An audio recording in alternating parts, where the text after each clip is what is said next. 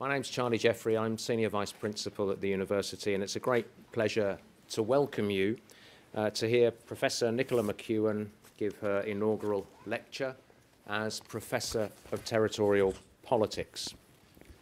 Inaugurals are very special occasions. They're a rare opportunity for an academic to talk about their subject to an audience that extends across the university, and it's great to see representatives of so many different disciplines of the university here tonight.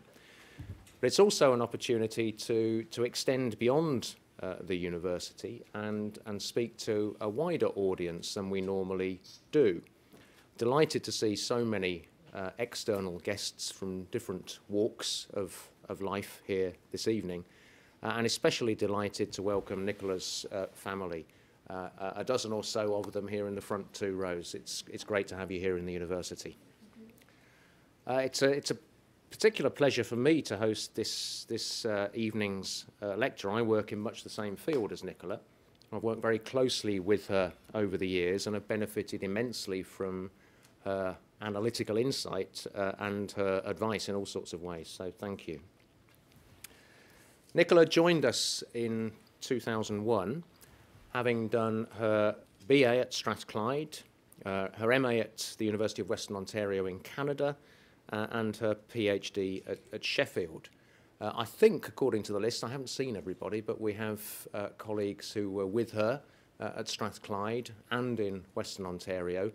And if it weren't for the intervention of his daughter's birthday, her PhD supervisor from Sheffield would also be here. Nicola had a couple of temporary posts here at the university before taking up a lectureship.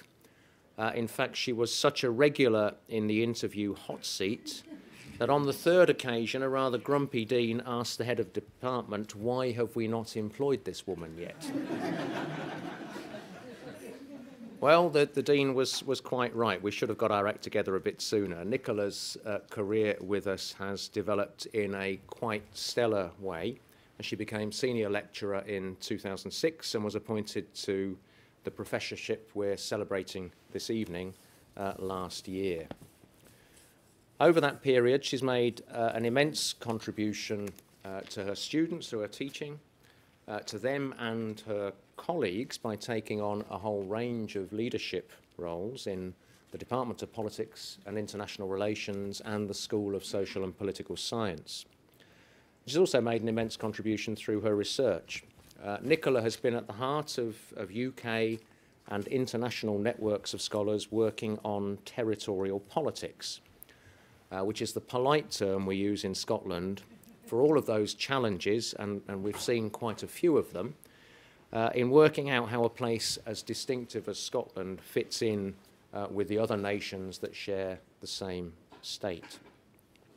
Nicola has also worked up a range of other specialisms, in part about other places that share similar challenges, like Canada and Quebec, in part in the field of public policy, where welfare policy and the energy sector are now a central part of her work as well. And what's always impressed me about Nicola's work is that she doesn't just write and speak to academic audiences, though she does that brilliantly well, but she also engages her work with elected representatives, government officials, we've got quite a few of those in tonight, energy companies from time to time, and also, and I think really importantly, the general public. Nicola has become one of Scotland's leading public intellectuals, and that's our slightly overblown term for an academic who talks human. And brings her subject into public debate, enabling ordinary citizens to take a stake in the debate about how best they are governed. Now, all of these things, the territorial politics, the knowledge of other places with similar challenges, the policy expertise, and that commitment to communicate beyond the academy came together in a quite remarkable way last year as we debated whether or not Scotland should be an independent country. Nicola was the only academic, not then a professor, who won a prestigious Senior Scotland Fellowship to devote her time to the referendum debate. Then she became the driving force alongside our colleague Michael Keating in winning funding for a major research centre on constitutional matters here in Edinburgh. And on that basis, she threw herself into the debate. She seemed, for a while, to be on the evening news every day, explaining some controversy or other. She worked with senior officials in both the UK and the Scottish governments, challenging them to, let's say, bring a higher quality to the debate about Scotland's referendum. And she engaged very directly with public audiences. Now, those who give inaugural lectures are meant to give notes to people like me to give the audience a flavour of this. And I'm going to do this next bit in her own words. The referendum was easily the best, most engaging and rewarding experience of my career. For a scholar of territorial politics to have an opportunity to study my subject up close and in real time and to play a small part by helping to inform the debate has been an enormous privilege. The highlight of all that, not the TV and radio gigs, the international media interest, or being recognised as that woman off the telly by members of public in the street. No, it wasn't all of that. The highlight was a public meeting in the rural village of Killearn in Stirlingshire, an event organised by Andy Thompson, who's sitting there, where Nicola and others addressed and answered questions from a big public audience. Nicola says here, "I wasn't sure how things were going because they were so quiet and seemed subdued. In fact, it turned out they were concentrating on listening." Then one chap said towards the end, "I think I'm speaking for everyone here to say I've learned more in the last hour and a half than in 6 months of the campaign." What a tribute that is. Now, of course, while the referendum was exceptional, the issues have not gone away, as you may have noticed, and look set to produce many more opportunities for Nicola to develop her academic and her public roles. You know, it's very fitting then that the issue of how Scotland fits with the rest of the UK is the theme of her lecture tonight, with the title Independence and Interdependence, the Dynamics of Scottish Self-Government. Now, at this moment, it's conventional to give Nicola a round of applause for being here to deliver the lecture, but there's another reason as well. These flowers are not simply for standing my notes on. It's also Nicola's birthday today, so...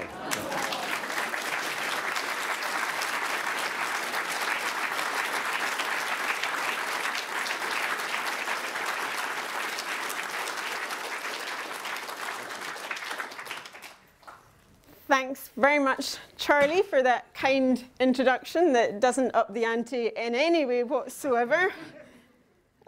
Thank you so much for coming along this evening. It's a delightful way to spend a birthday, I have to say.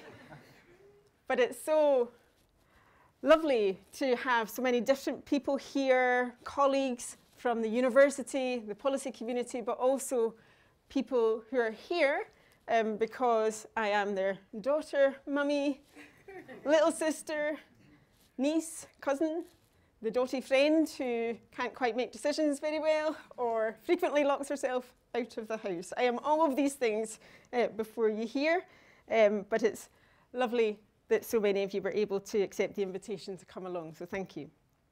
I also have had really nice emails all day from people who couldn't be here, just wishing me luck and all the rest, including from this long-suffering Nicola McEwen with an AN that works somewhere in the university who I have never met before, but patiently on a frequent, almost daily basis forwards along the emails that were misdirected her way. So thanks to her also, wherever she is. Of course, it helps to have a good topic in this year of all years. There has been such a lot of interest in the field of study for me, given the debates that we've been enjoying, some of us anyway, and participating in. When I was reflecting on what to talk about this evening, my colleague and sometime collaborator Elizabeth Bomberg said, "Tell us," I won't do your Californian accent. Tell us what's going to happen to Scotland. Tell us what's going to happen in the future. Well, I can't do that. I may be dressed for Hogwarts, but, you know, divination is not quite my thing. But I will try to set out what I think are some of the dynamics that may shape Scotland's constitutional future as we move on from here. But before I do that, I'd like to set out a little bit of the journey that brought this working class lassie from Dundee to Professor of Politics at this fine institution. Because in truth, I got an awful lot of help along the way, and telling you a little bit of that journey will allow me to say some important notes of thanks. And I'll try to do this without bubbling. First to my mum and dad, who have always valued education and always supported everything I ever did, every decision I ever made, even if it seemed that the return to university was interminable and continuing to yet another degree. I'd also like to thank my husband Nick and the children, Dermot and Ailish, who are here, for their support, their patience. I could not do what I do without their understanding and their support. Thank you. I'd also like to pay a special tribute to my Auntie Molly, who is this cute little lady who sat in the front row. Cute and little she may be, but she is also one of the most formidable women I have ever met in my life. Auntie Molly was the one who in our family always raised our expectations, encouraged us to aim higher, to do better, sometimes to the point that it seemed a little bit, you know, frustrating. So I remember frequently going to Auntie Molly saying, you know, I've done well in this test, Auntie Molly, I got 9 out of 10, to which the reply would invariably be, and what happened to the other one? So it's important to have somebody to encourage you to do better, and I appreciate it. And it was not by accident that it was your house I went back to write up that PhD thesis to make sure it got finished and got in.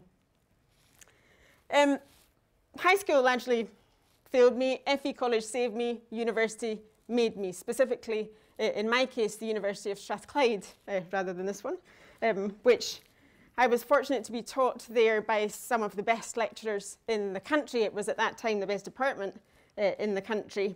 And I'd like to mention in particular David Judge, who I'm not sure if he is here, but who was the first to introduce me to territorial politics at the urban scale and also to constitutional politics. Little did he know the path that was setting me on.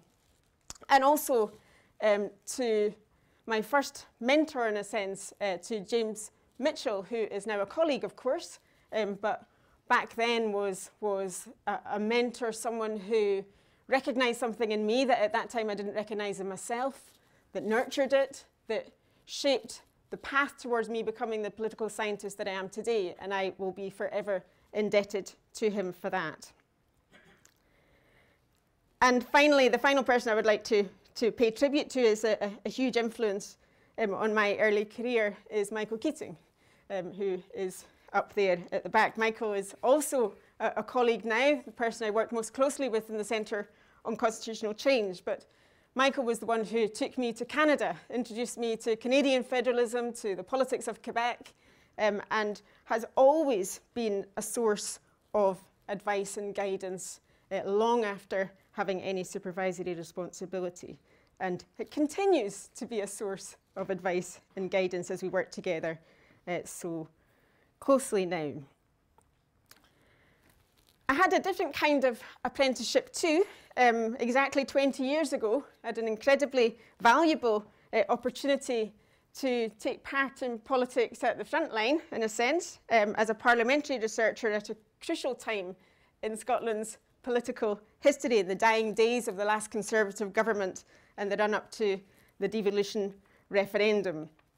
That gave me a ringside view of politics in action, of territorial politics in particular, and an insight into the dynamics of territorial politics as they were unfolding. And I'm delighted to be joined by some colleagues from those days then I learned an enormous amount from the politicians I worked with, the politicians I observed, the colleagues I worked alongside. But one of the things I learned was that party politics was not for me, it was not my destiny.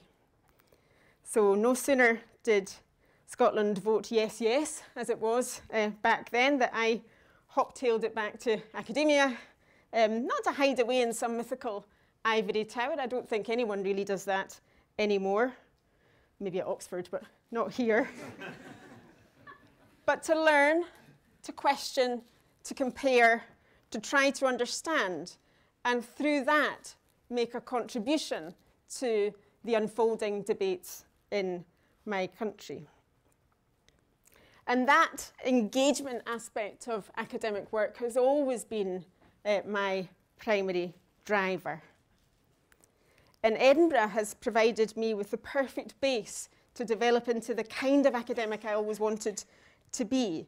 It's a fantastically rich research environment, fantastic colleagues and mentors, including Charlie, Fiona, and Richard over the years. It's a especially rich environment for territorial politics. There are many of us offering insight to each other in this school and in the law school as well. And brilliant students, and a parliament and government on our doorstep. What could be better? And as Charlie mentioned already, the last couple of years has been the highlight of my career to date.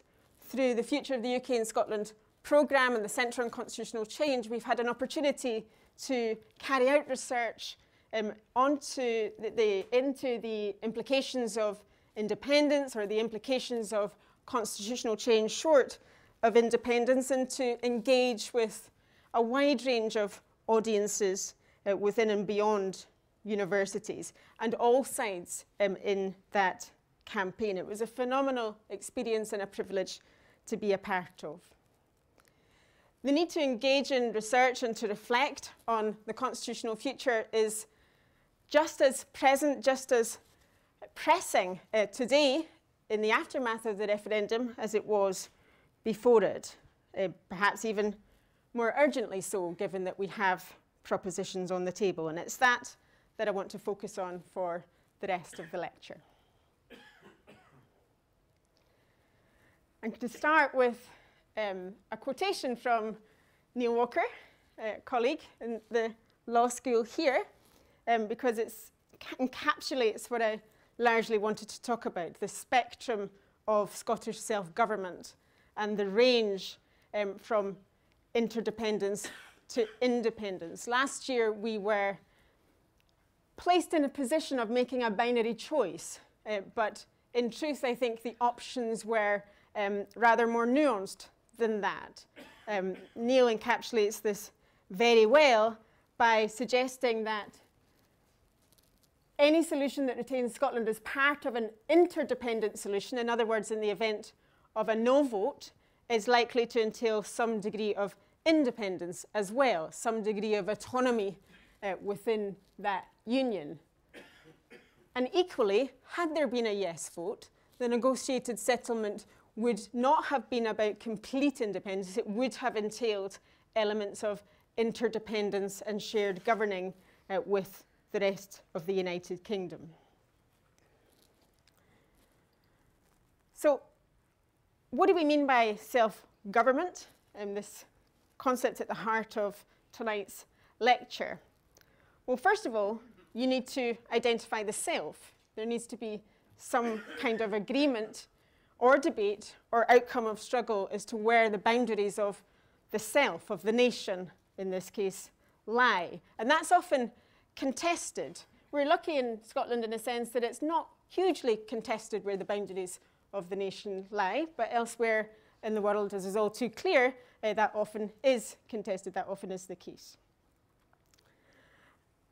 And although the boundaries are clear enough in Scotland, there are identities which are multi-layered.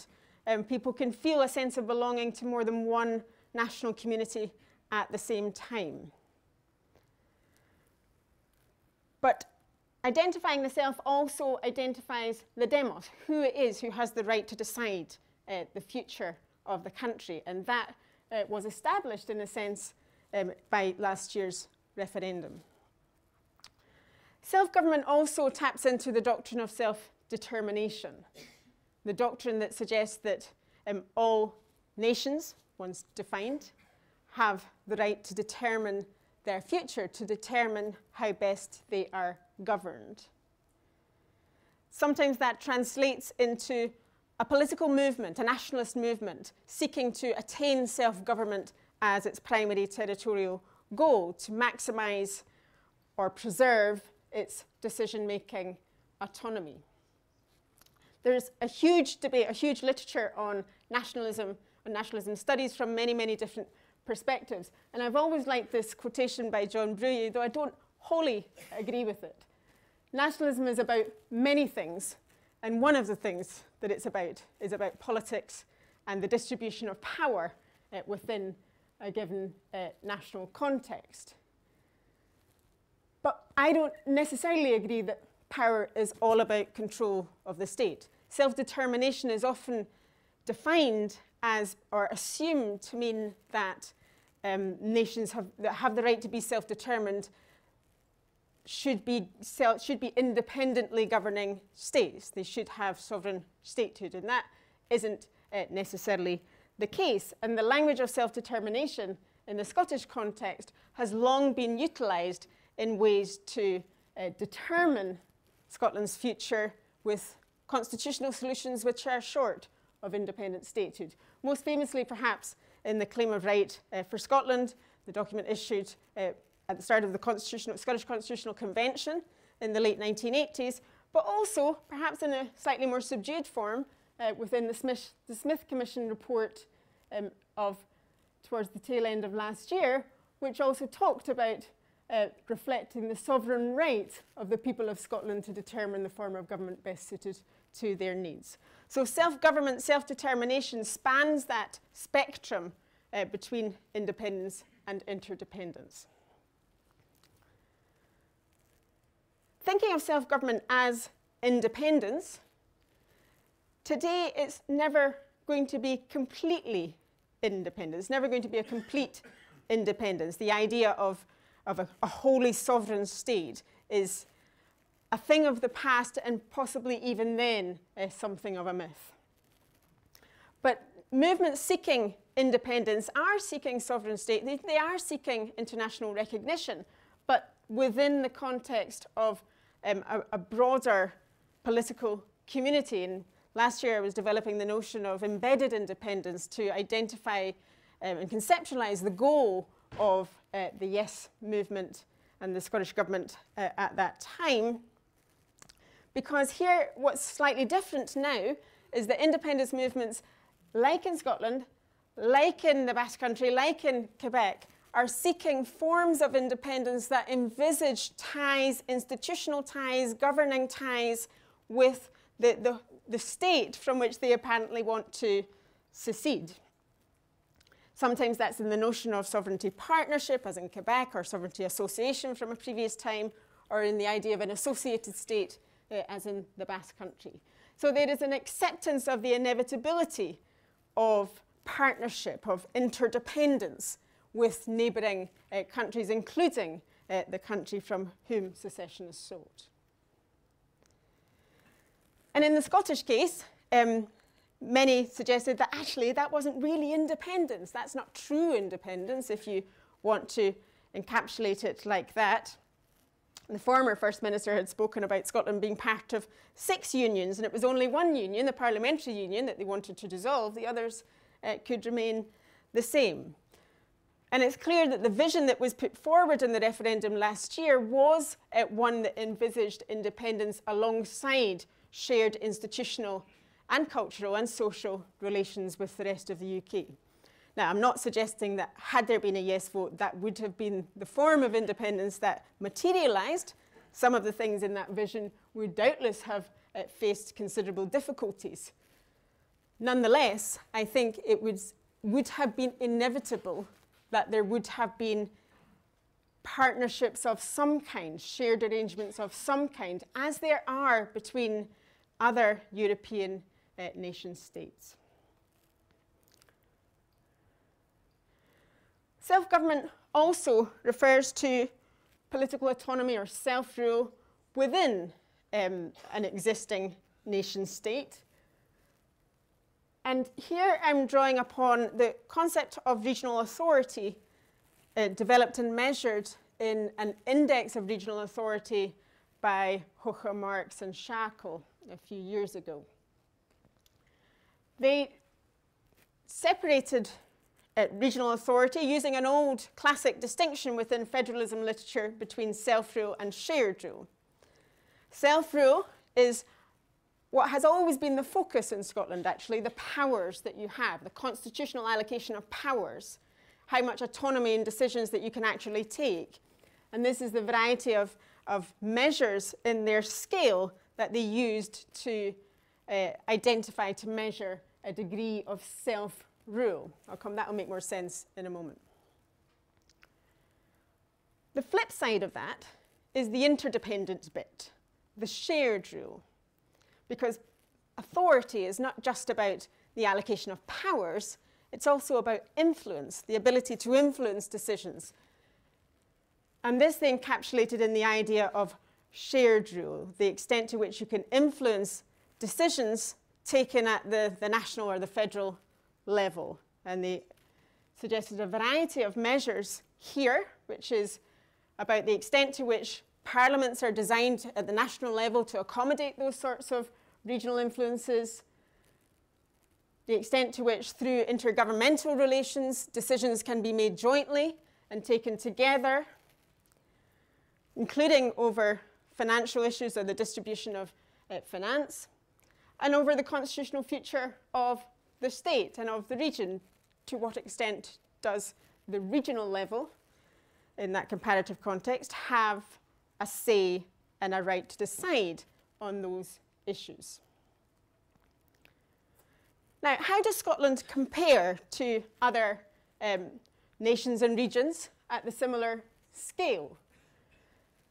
The quotation there was from the mouths of several UK government ministers at the publication of the draft clauses in January, which suggested that Scotland, with the new powers, with the new settlement from the Smith Commission, was about to become the most powerful, or one of the most powerful devolved parliaments in the world.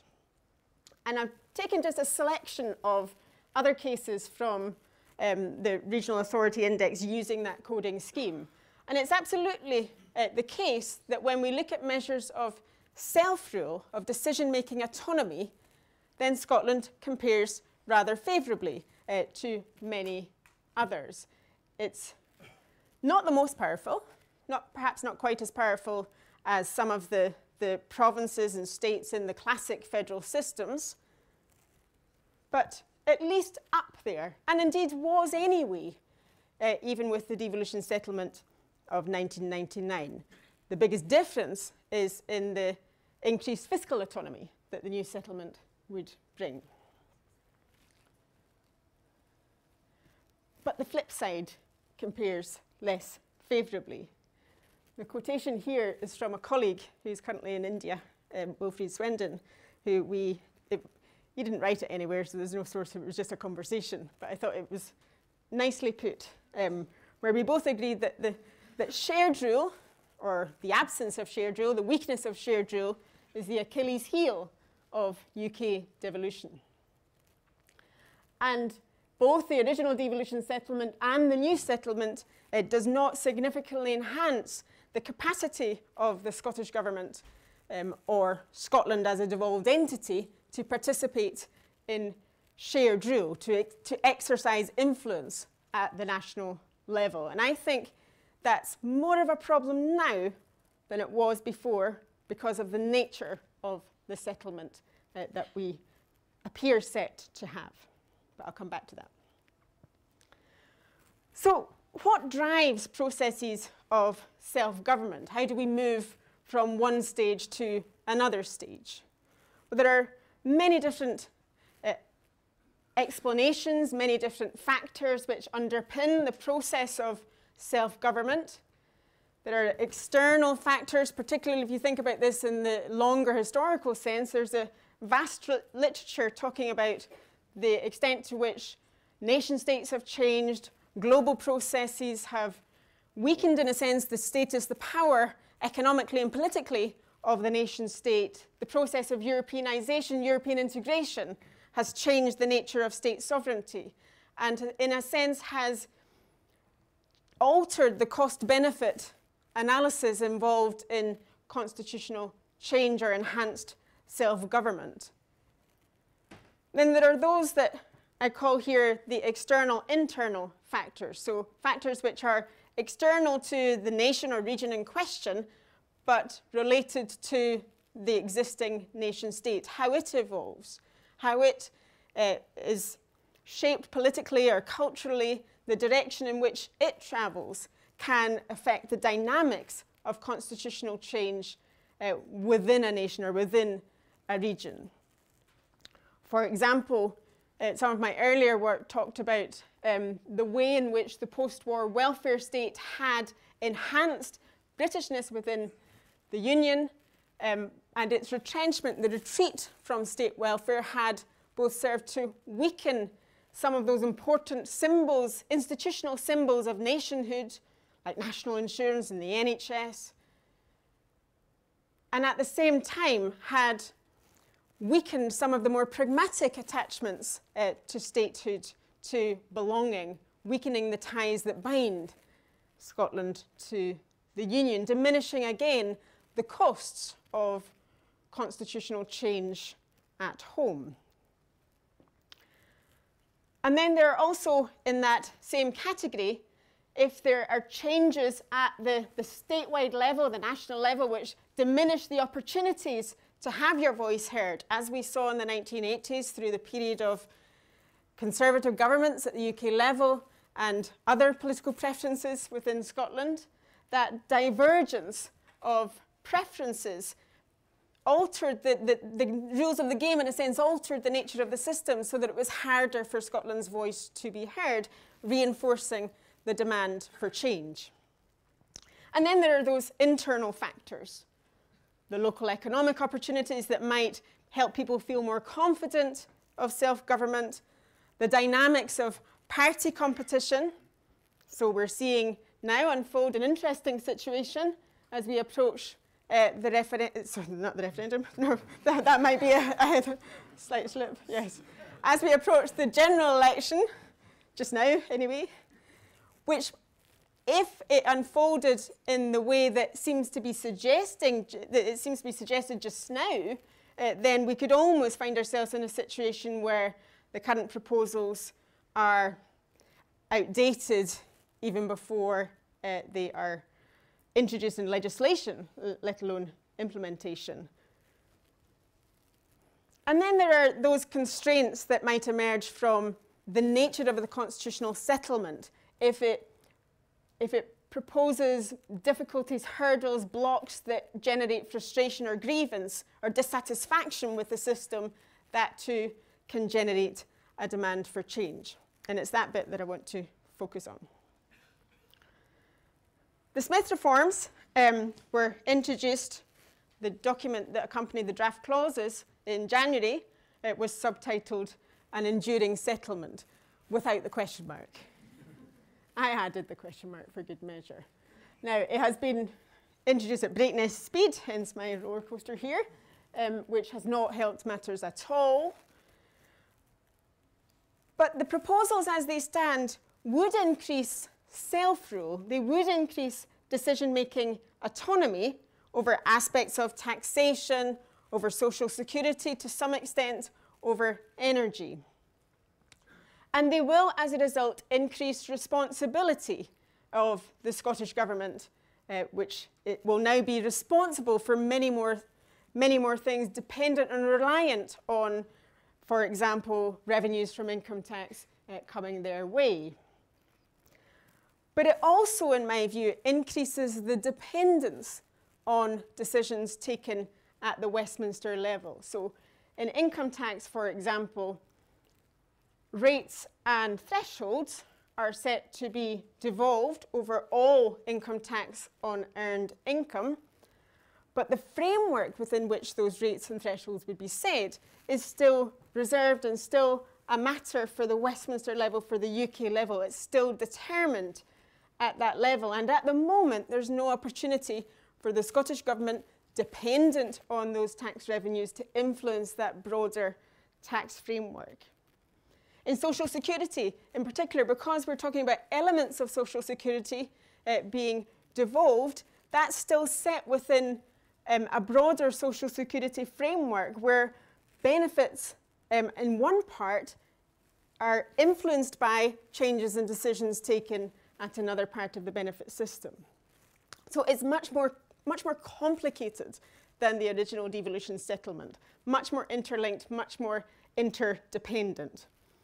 There was a suggestion by the Scottish Government that there are various places in the draft clauses that amounted to a Westminster veto because of the number of clauses which will require consultation with the UK Secretary of State and even sometimes explicit consent.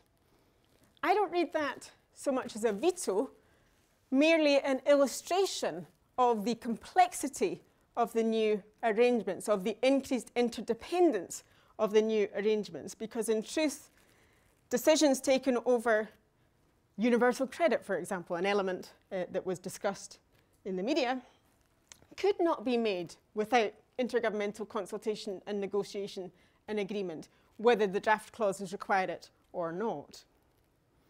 So yes, there's more self-rule, there's more independence, but there is also more interdependence. And here is the problem. We have more interdependence, but we don't as yet have more shared rule. In parliamentary terms, there may indeed be less shared rule measures once English votes for English laws are introduced. In fiscal control, well, it still seems set to be formula-driven, as has always been the case, but the potential for tension, it seems to me, to be heightened by the new arrangements, and particularly because of a provision that I won't go into right now that suggests that the decisions at one level should not have a detrimental impact on the activities of the other, and if it does, there should be financial repercussions. I can see a recipe for disagreement, shall we say, there. Constitutional reform is an area where there's always been a degree of shared rule and may indeed be a little bit more heightened in this respect as well.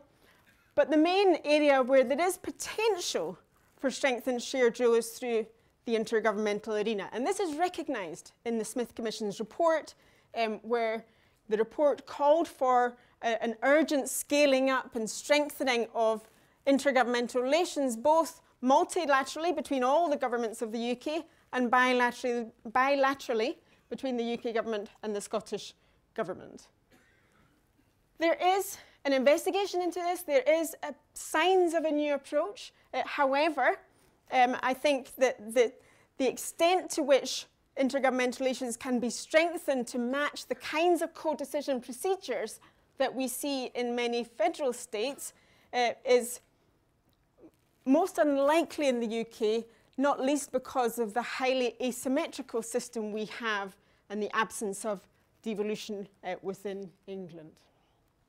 So, the Prime Minister, when introducing the document with the draft clauses, said that it delivered the vow, but also signalled that this, in his view, was the right resting place for devolution, the end of the road, a settlement built to last. Indeed, I think that's part of the subtitle of the document. It's on his little platform there. I'm tempted to conclude by saying, good luck with that.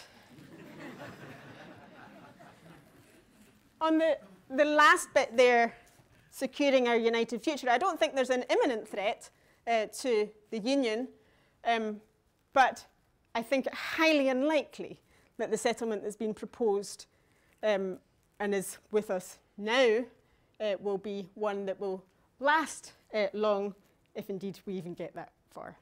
Thank you.